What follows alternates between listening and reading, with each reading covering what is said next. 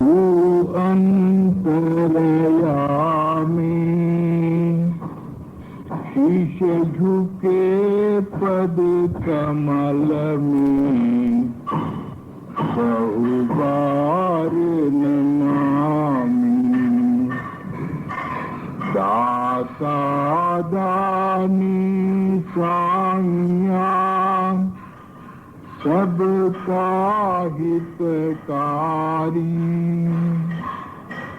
तेरी विधि स्तुति मैं करूं, तू अंतरयामी। गुरुदेवन का देव तू, घट घट का बासी, अगम अपार अखंड नित, सुखमय सुख राशि। सतचित आनंद रूप की महिमा अति भारी, सहज अनादि अनंत विभु, को बल में पारी। अलख गम अगाध बहु, नहीं रंगन रूपा, राधा स्वामी आदि गुरु, अक्ष अमर अनूपा। भक्ति दान गुरु दे मुझे, तू अंतरयामी। शीश झुके पद कमल में बहुबार नमामि। गुरु ब्रह्मा गुरु विष्णु गुरुदेव महेश्वरा, गुरु साक्षात् परब्रह्म, तस्मै श्री गुरुवे नमः। गुरु भगवान दोनों खड़े, किसको करूं नमन। शरणागत गुरुदेव की, भगवन जी मिलाए राधा स्वामी।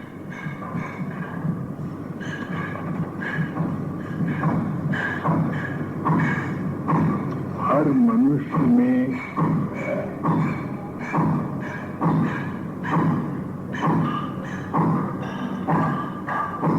सूरत है। सूरत क्या है? सूरज के किरण के मुताबिक आते।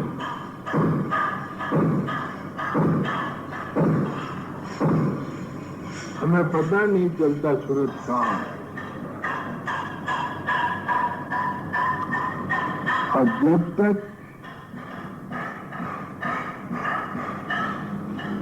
सूरज नहीं आती, ये सारा शरीर बेकार।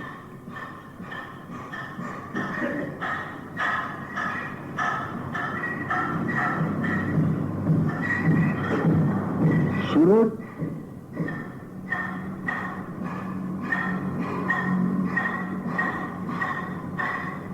सबको प्राण देती है, और सब सूरज के आधार पर जीवित हैं।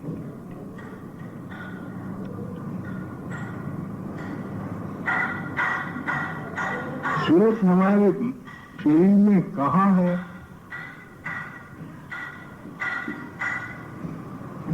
हमें पता नहीं चलता।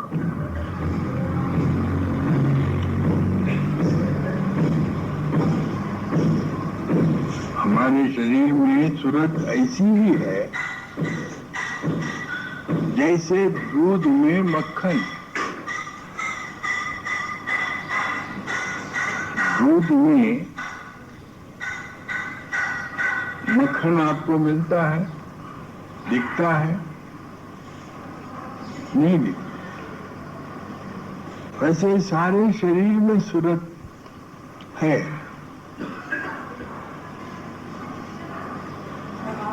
आंख में है, कान में है, जुबान में है, हाथ में है। सूरत के बगैर ये शरीर काम नहीं करता।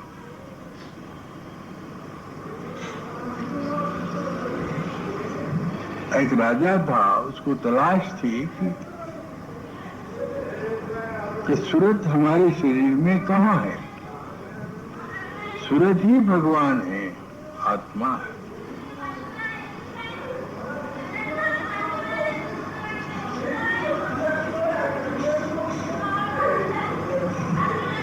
ये बुद्धि किसी ने नहीं बताई राजा को।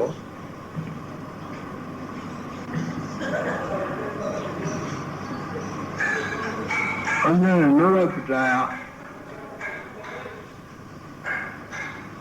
कि मुझे कोई समझा दे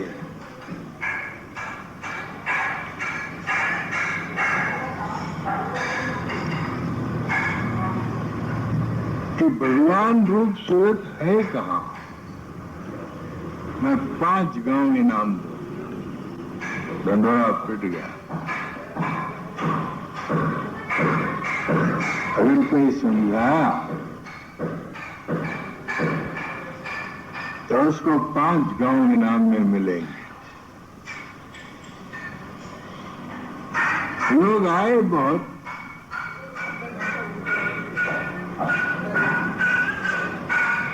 लोग आए बहुत, बतेरा समझाया, लेकिन राजा की बात समझ में नहीं आई। कोई दे दिला के सबको वापस किया। एक ब्रह्मचारी आया। ब्रह्मचारी था,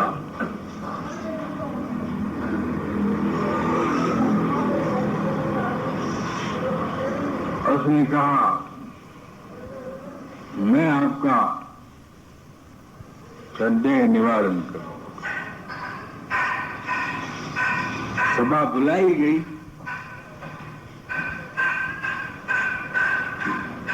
ब्रह्मचारी को आसन दिया गया सभा के बीच में। ब्रह्मचारी ने कहा मुझे दूध दो। सभा में ब्रह्मचारी ने कहा दूध दो। महाराज ने कहा शायद सोने के कटोरे में दूध दिया। सबका यह ख्याल था पीता होगा।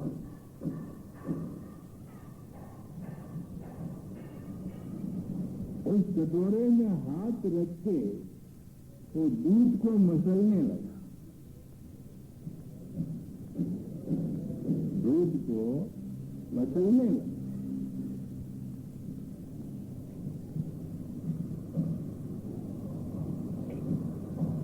सबको ताजुब है, दूध को क्या मसलता है। मैंने पूछा बालक कि दूध को क्या मसल रहा? कहने मक्खन ढूंढ रहा हूं मैं, दूध में मक्खन ढूंढ रहा हूं। खाला ने कहा मक्खन दूध में ढूंढने का ये तरीका नहीं है। ये क्या तरीका है कि दूध को गर्म करना, फिर ठंडा करना, फिर उसको दही का जामुन देना, फिर उसको 2 दिन रखना और तीसरे दिन छाछ मखना, क्या मक्खनी मक्खन, मक्खनी मक्खन।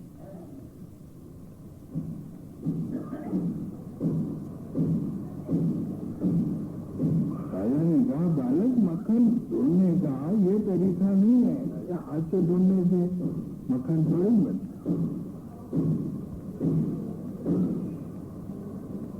तो बंजाई ने कहा, महाराज यही तो बात है।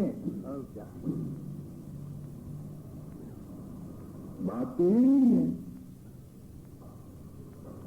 आप अपने शरीर को जैसे दूध को गर्म करते हैं वैसे शरीर को गर्म कीजिए,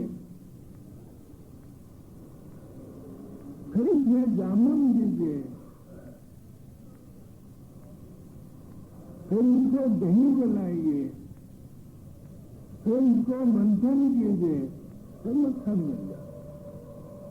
तो मक्खन ही सूरत है और कुछ।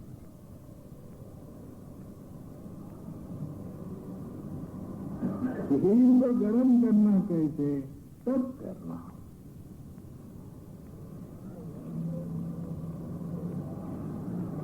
अपने शरीर को इसे तब करो।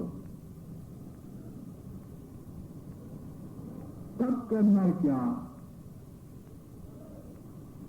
अपनी इंद्रियों के साथ यथा योग्य व्यवहार करो। बस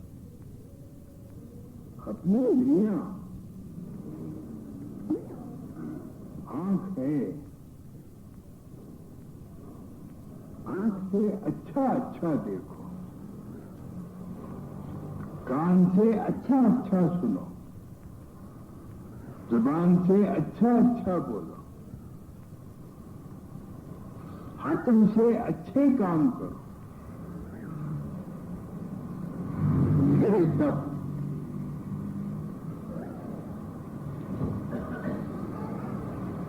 तो इस तरह अगर हम करेंगे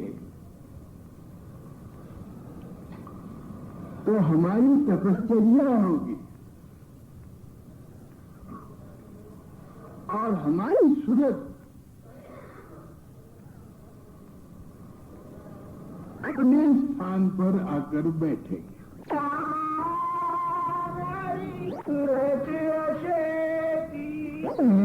सूरत जब हम इस शरीर के साथ अनाक्षरण काम करना शुरू कर देते हैं, मनमत हो जाते हैं,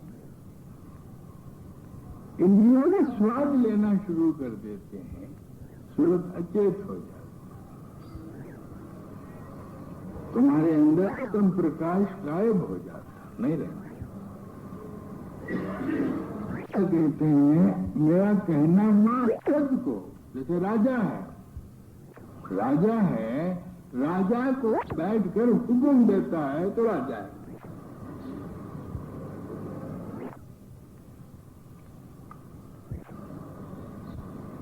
जिस राजा है अगर राजा है और गली में ऐसे आदमी मैं राजा हूं, कौन कहता राजा तुम, तो कहेगा मानेगा। तो कहते सूरत हमने मन से मनमाने काम करना शुरू किया, से स्वाद लेने के लिए बुरे बुरे दृश्य देखे, आंख बड़ी हो गई और सूरत अचेत हो गई, वहां सूरत नहीं रही। सूरत गाफिल हो गई, उसमें क्या करना है, आग से तो गर्मी पहुंचा लो, आग से सेक लो, गर्मी कर पहुंचा लो, तुम करके नहा लो। ये आग से तो जलाने लगोगे, आग का क्या, आग का कोई दोष उसी जगह तुम्हारे अंदर में सूरत अच्छा है, तुम अपने मन से मनमाना काम और मनमाना काम करके दुख भोगने लगे तो कसूर किसका है? तुम्हारा है ना। तो इसलिए दादा लाल कहते हैं, सूरज मेरा कहना मान, मन के कहे में मत जा।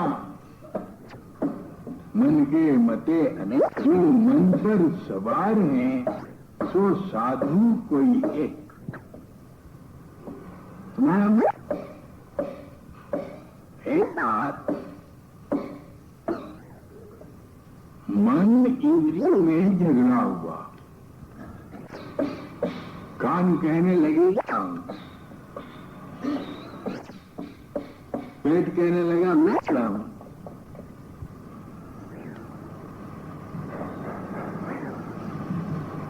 तो सूरज ने कहा क्यों झगड़ा करते हो?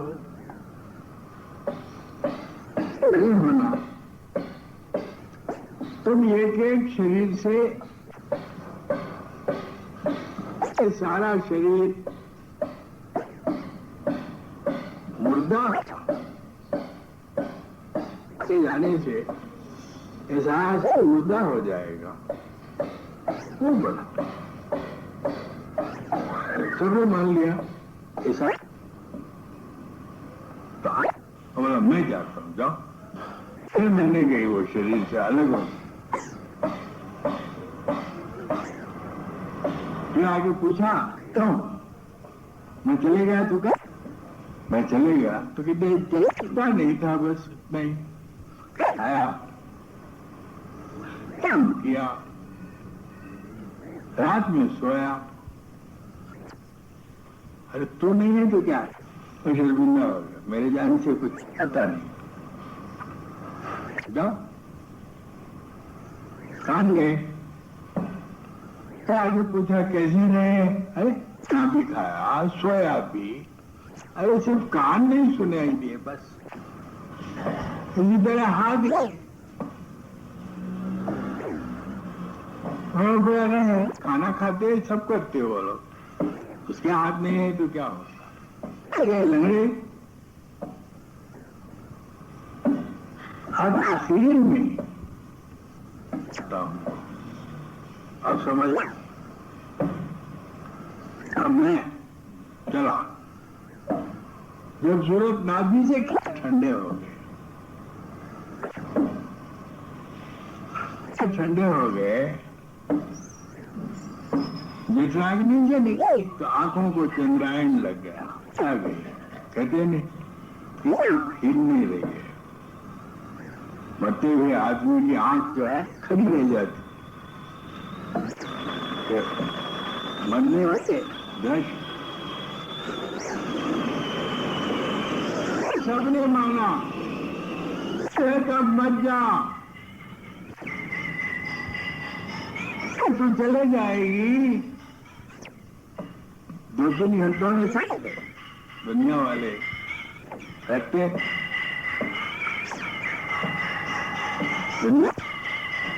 हमारे शरीर को रोते रहते, कहने वाले कहते हैं करना है धंधा, मर रहे हैं, ऊपर रहम करता करता। घर बनाया, धन दिया, पैसे दिया, घर वाले हिसाब करते, अरे ऐसी धोती 7-8 रुपए की धोती क्या भाई, वो चले जाते, वो तो जाने वाली धोती है, उसका कमाया हुआ, उसका दिया हुआ।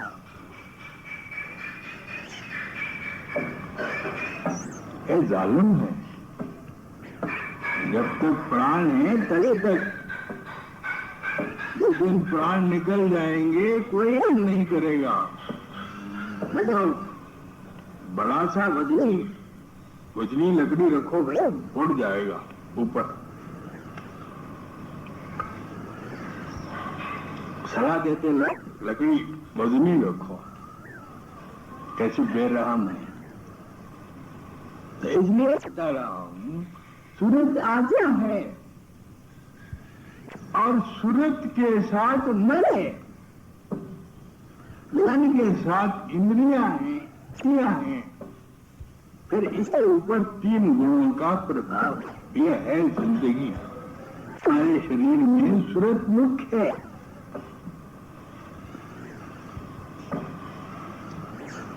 जब सूरत देखने के साथ लगा हुआ है वो अलग हो जाती है। कहते कहना मेरा मान, कहना मेरा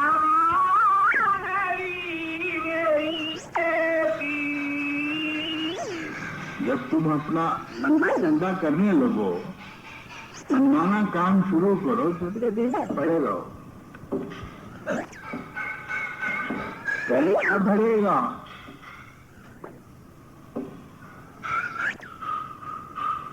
वो काम करो जिससे सूरत चेतवान हो। वो काम कौन सा? परमात्मा का दर्शन।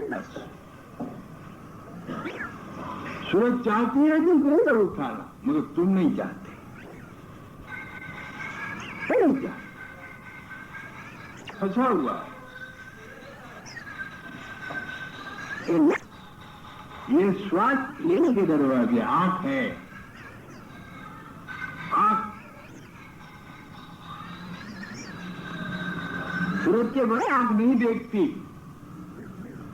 मगर आंख और मन के साथ मिलकर मजा लेने लगता है तो सूरत खामोश बैठती है। ध्यान दो अपने को क्या कहते हैं। इसलिए संतों ने कहा सूरत अचेती। हर मनुष्य में, हर प्राणी में सूरत अचेत पहले में रहती है, तो उसको चेतवान करो। क्योंकि जब तुम उसके काम करो, अगर तुम इंद्रियों के काम करोगी वो अलग हो जाएगा। इंद्रियों के साथ याराना रखोगे और जैसे जैसे इंद्रियों का वैसे वैसे इंद्रियों के साथ चलने लगोगे तो ये हमको क्या करना है?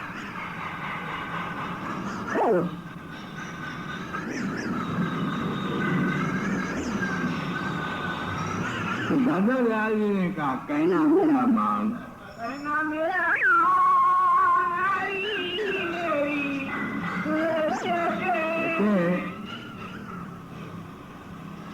सूरत तू गाफिल मत रहे,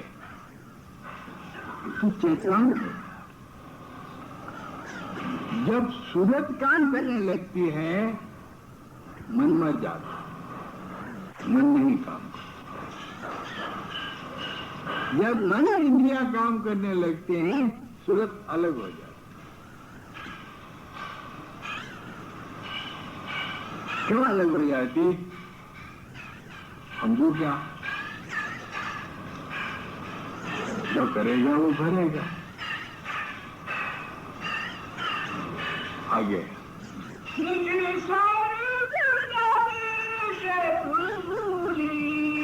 सूरत सच्चिदानंद स्वरूप। सूरत के अंग क्या है? अनंत। सूरत का रूप आनंद, सच्चिदानंद स्वरूप।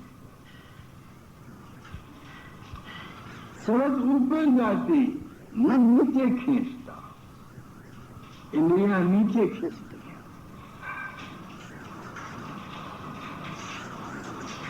और निजी स्वरूप उसका क्या है? जो सूरत मन और इंद्रियों को, मन और इंद्रियों को अपनी तरफ आकर्षित करके सच्चिदानंद स्वरूप लाती है, वो है उसका नित्य स्वरूप, नित्य स्वरूप। तो कहते जब से तूने अपना निजी स्वरूप भूल गई, दुख है। करो।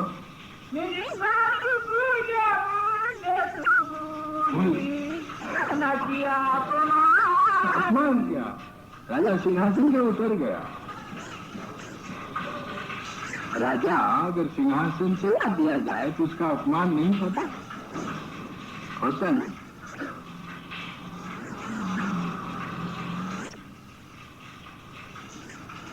सूरज से क्या कर दिया? बिगाड़ी। सूरज ब्रह्म में रहते हम दुखी हुए।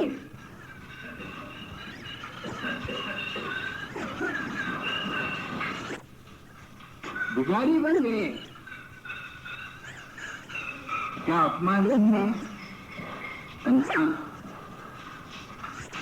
इंसान कहाँ? 3 लोगों का राजा, और कहाँ इंसान भिखारी है, बेइज्जत है।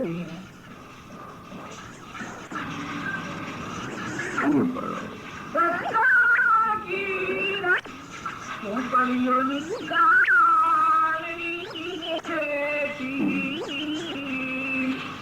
सत्य धाम, सत्पथ, निर्वाण बैठक सत्य धाम है में बैठने वाली की खान में मन और इंद्रियों के साथ लगे नीचे उसमें अपमान नहीं थी। सत्य धाम में रहने वाली सूरत को चेतवान, सूरत को चेतवान जो नीचों की संगत से हटाकर है, नीचों की संगत, किसी नीच गिर जाओ, ऊपर चलो, तुम उलट चलो। नीचे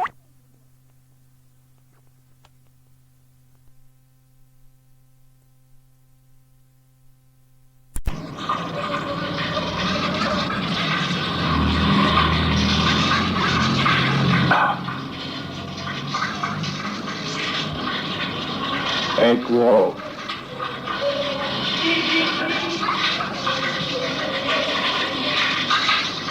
एक राजा था, उसके महल में जो है हंस थे। हंस, हंसों की गिजा क्या होती है? मोती। हंस क्या कहते हैं? मोती खाते हैं। तो राजा के दिल में ख्याल आए पक्षियों को मोती खिलाना। नल, नल, राजा नल पक्षियों को मोती खिलाना दिमागत है। मोती किधर? पक्षी खाता है, तो हंस को खिला देना। उनके पूर्व से पहले ऐसे चला आ रहा था कि हंसों को मोती खिलाते। कहा हुक्म दिया कि भाई दिवाली खिला दो, ज्वारी डाल दो, ज्वारी गेहूं डाल दो।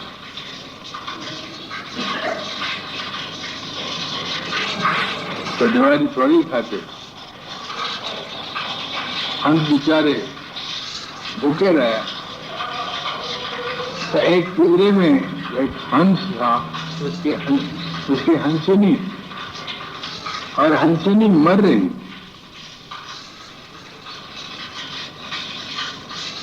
तो हंस क्या कहता है? हंस कहे हंसन को मोती बिना न चाह, प्राण गए तो जाने दे, बानी की पसरा। अपने तेरे प्राण गए तो जान दे। अगर तू ज्वारी खाएगी तो फिर हमको मोती कोई नहीं खिलाएगा।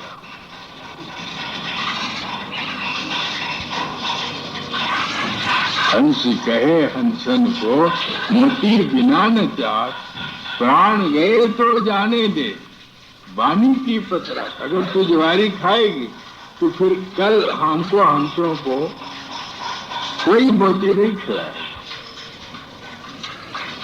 प्राण गया तो चले जाए। उसी तरह हम सूरत रूप हैं, सतधाम के भाषी हैं, सतपद हमारा लोक है। अगर हमने अपने मन के साथ या मन और इंद्रियों के साथ याराना करके गिर गए तो जानवर से बदतर हो, जानवर से बदतर हो।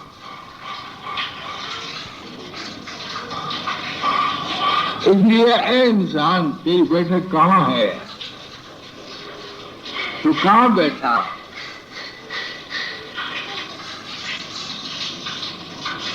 सूरतवंत हो, अपने निज रूप में रहो। क्या कमी है? ऊपर संकल्प शक्ति है, ऊपर संकल्प शक्ति है। देखो, कोई आदमी मांग कर लेता, मांगन गए सो मर गए, मरे सो मांगन जाए। उनसे पहले वो मरे जो होश कहे थे ना।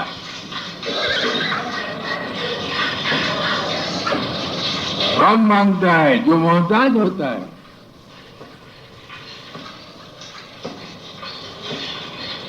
जो मोहताज होता है। हज शेरा राकुनत रूबे मिजाज एहतियाजस एहतियाजस एहतियाज। शेर अगर पिंजरे में मर जाता बहुत अच्छा होता, मगर वो सर्कस वालों के गोश्त के का मोहताज होकर पिंजरे में पड़ गया। मर जाता तो अच्छा हो। उसी तरह हम सूरतवंत हैं, हम सतधाम के वासी हैं, और हम कहाँ पड़े? योनि की खान में। क्यों पड़ा? बोलो। माया माया तुझको, अति की माया मद मारी मेरी सूरत की। पर सूरत जब अपने स्थान पर रहती है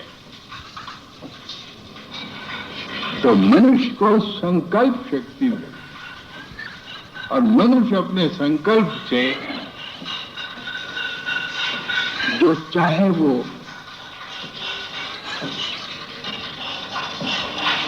हासिल कर सकता। वाणी प्रभु महाराज से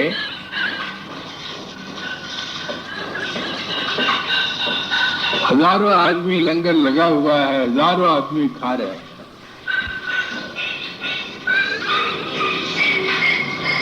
कहां से आता? कौन बेचता? उनका संकल्प था। अपनी संकल्प शक्ति से लोगों के दिल हिल जाते। महात्मा गांधी थे, उनका संकल्प था। महात्मा गांधी ने देश के लिए कहा मुझे रुपये की जरूरत है। लोगों ने जेवरात निकाल के फेंक दिए। लो, और क्या चाहिए? जो आदमी गिर जाता है वो घर घर भीख मांगता है ना? जो आदमी मोहताज है,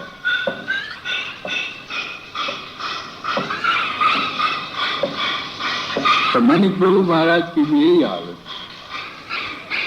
जितने फकीर है उनकी रूहानी ताकत बढ़ी हुई है, वो कभी किसी से मांगते नहीं।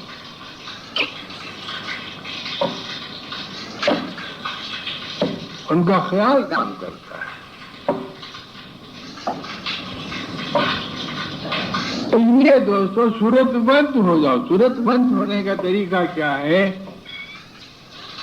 अपनी चित्त की वृत्तियों को ऊपर करो। मैंने कहा जो आदमी की चित्त की वृत्तियां ऊपर होती हैं उसका खान पान बदल जाता है, उनका रहन बदल जाता है, रहन सहन बदल जाता है, उनकी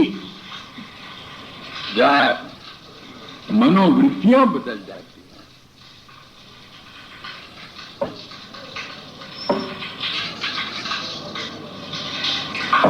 आगे पढ़ो।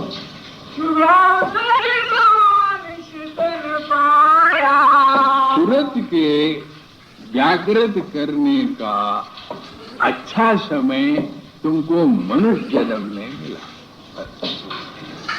जानवर अगर रहते, दरख्त रहते नहीं। ये मनुष्य जन्म तुमको जो मिला है ये शुभ अवसर है। इस जन्म को पाकर अगर आपने अपनी सूरत को अचेत रखा, सूरत को चेतवान रखने का क्या है? साधन करो। अपनी चित्त की वृत्तियों से ऊपर चढ़ो। उसके मुकामात हैं, मंजिल है, मंजिल पर मंजिल चढ़ो। उन मंजिलों पर ठहरने की कोशिश करो तो क्या मिलेगा? दुनिया में खुश रहोगे, सुखी रहो, तुम्हारे काम आप ही आप हो जाएंगे, तुम्हें तरद्दुद करने की जरूरत। तो ख्याल करो, संकल्प। लेकिन शर्त यह है किसकी सूरत ऊपर चढ़ती है, किसकी सूरत ऊपर चढ़ती है, किसकी सूरत नीचे गिरती है? जो गंदे काम करता है, इसकी रहनी कुछ नहीं है, वो नीचे रहे। जब सूरत नीचे आती है मोहताज हो जाता है, बेकारी हो जाता है, कंगाल होता। जब सूरत ऊपर जाती है शहंशाह,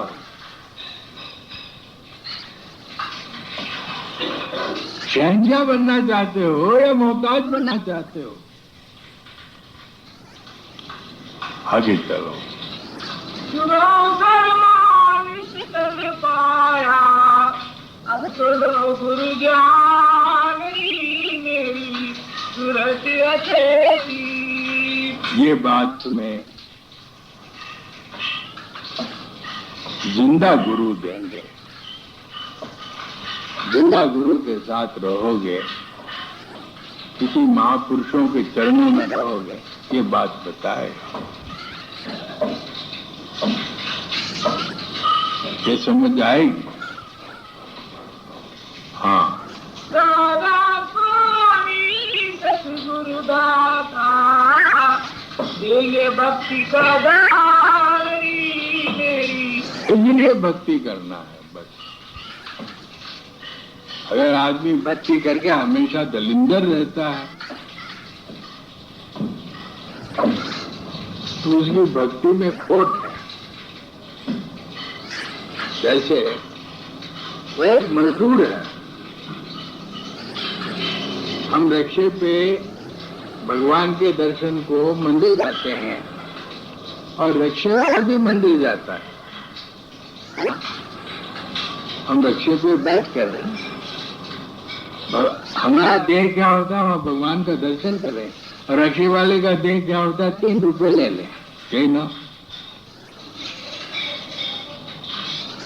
इतना फर्क है। क्योंकि ये धर्म के धर्म के व्यवहारियों ने अपना पेशा बना लिया, या हमेशा दलिंदर के दलिंदर रहे। रहते तो भगवान के पास है, वह भिखारी बने। जो आदमी भगवान के पास रहता है, क्या जरूरत है भीख मांगने की, मगर बने भिखारी। फर्क है ना। जिन्होंने अपना पेशा बना लिया, ग्रामीण के टुकड़े बड़े 9 उंगल, परमात्मा का पैसा बहुत बुरा। खुदा बचाए इस पैसे। जो आदमी परमात्मा का पैसा खाता है वो कभी आगे नहीं बढ़ सकता। हाजी मलन एक दरगाह थी, हाजी मलन इन्होंने बताया। हाजी मलन एक दरगाह थी, किसी मुसलमान साहब ने, जिनका एतकाद था, वो दरगाह बनाई। उस वक्त उसके घर में सोना चांदी संपन्न था। जिस वक्त उसने दरगाह बनाया वो बड़ा संपन्न था। दरगाह बनने के बाद उसके घर वाले जो है वो दरगाह की रोटी कमाई खाने लगे। इसीलिए तुकाराम जो था खेतों की रखवाली करता था। तुकाराम खेतों की रखवाली करता। आदि संत कबीरदास महाराज कपड़ा बुनते थे। इन्होंने भीख नहीं मांगा, अथवा हलाल की रोजी कमाई। सदका कसाई था, पता है उसी की सूरत ऊपर रहती है।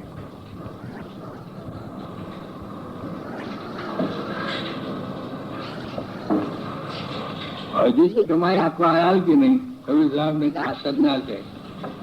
कबीर साहब के पास एक साहब गए, कहने मुझे नामदान दो।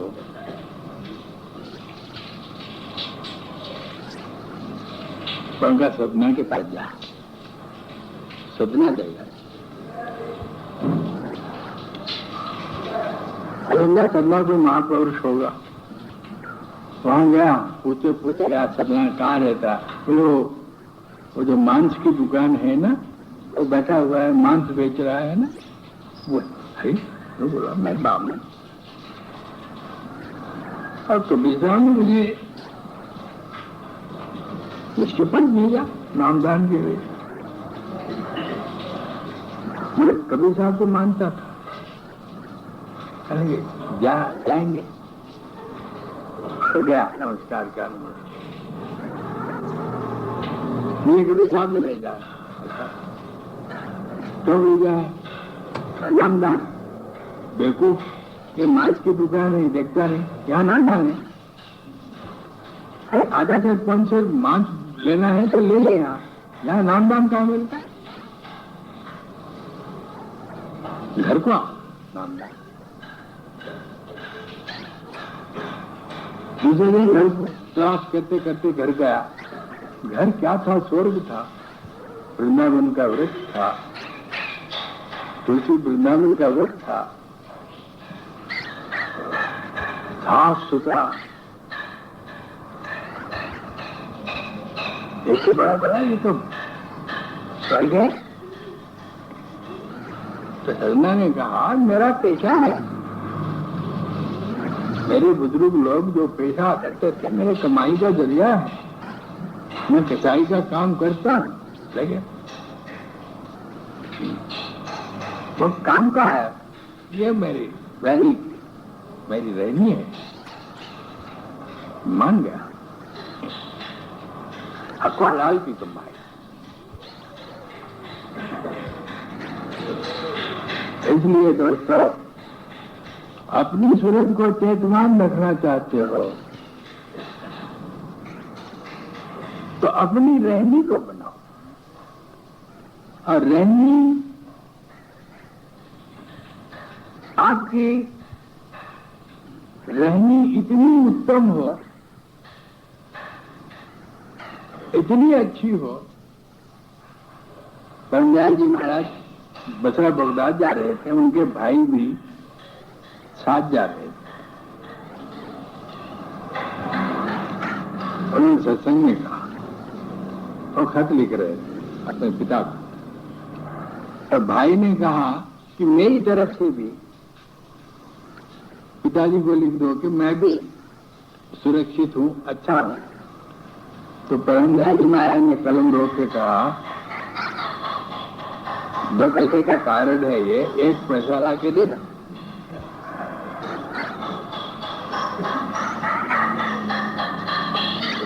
ये है जिंदगी। हक हलाल की कमाई ऐसी होती है। तो परमार्थ के लिए भी अपनी सूरत को चेतवान रखने के लिए भी रहनी चाहिए। जिसकी रहनी अच्छी नहीं, वो क्या परमार्थ है? आडंबर देखकर, बड़ी गादी देखकर, 10,000 केले देखकर कहाँ कोई परमार्थ होता है? ऊंची दुकान में फीकी तक पकवान, वहां परमार्थ नहीं। इसलिए दोस्तों, सूरज को चेतवान अगर करना है, आत्मिक प्रकाश का दर्शन करना है, प्रकाशवान होकर दुनिया में खुशी का जीवन बिताना है, तो अपनी सूरज को चेतवान पढ़ो। कहना मेरा मान, कहना मेरा मान,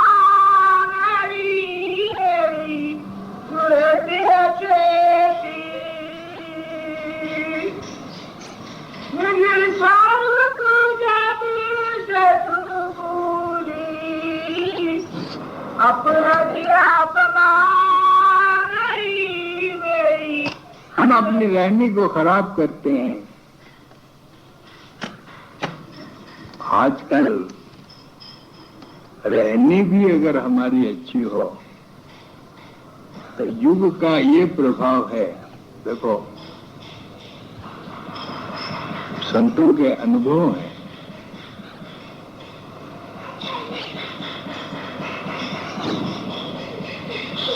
संतों के अनुभव है।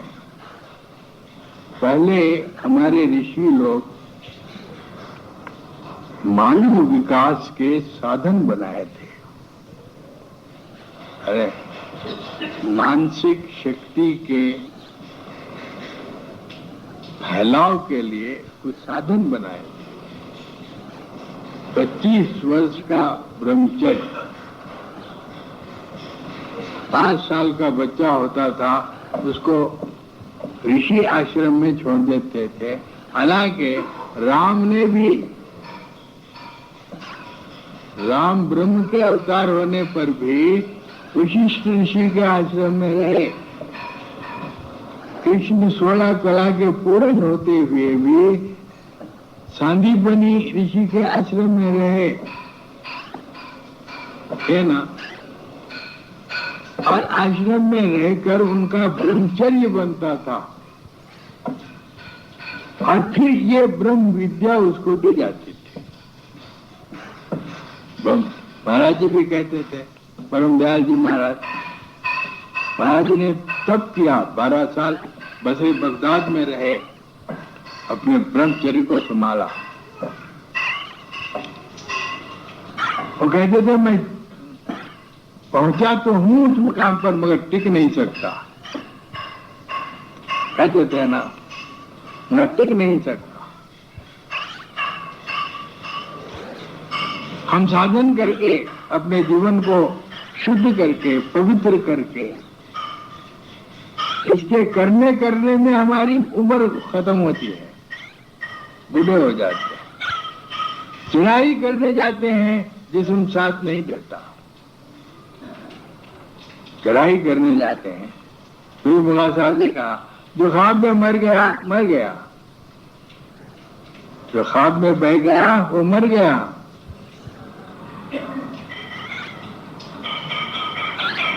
अभी के मैं भी ऊंचा जाता हूँ, गिर जाता हूँ। यह हालत है, इंसानी नस्ल बहुत नीचे आ गई, पतित। लेकिन फिर भी इस रास्ते में क्या मिलता है? जिंदगी जो अपनी सूरत को चेतवान बनाते हैं वो भगवान की देन के ऊपर राजी रहते हैं। वो कहते हैं प्रभु जिस हालत में तू रखा हम खुश है। खुशी की जिंदगी, बस सारे का ये फायदा कि गृहस्थी सिर्फ 6 साल थी। उन्होंने शादी करने के बाद सिर्फ 6 साल गृहस्थी है, बाकी सारी उम्र उन्होंने ब्रह्मचर्य में गुजारा। वो भी कहते थे कि जन्म न लेना हानि क्या, जन्म लिया तो लाभ ही क्या। अब ये शब्द मेरे सरल तो नहीं है। अब मैं सोचता हूँ दादा भाई ने ये बात क्यों कही? जन्म न लेना हानि क्या, जन्म लिया तो लाभ ही क्या। तो दादादास जी महाराज को भी उस स्टेज में ये यकीन नहीं था कि मैं पहुंच गया। अरे जन्म लिया तो लिया, फिर जन्म लूंगा,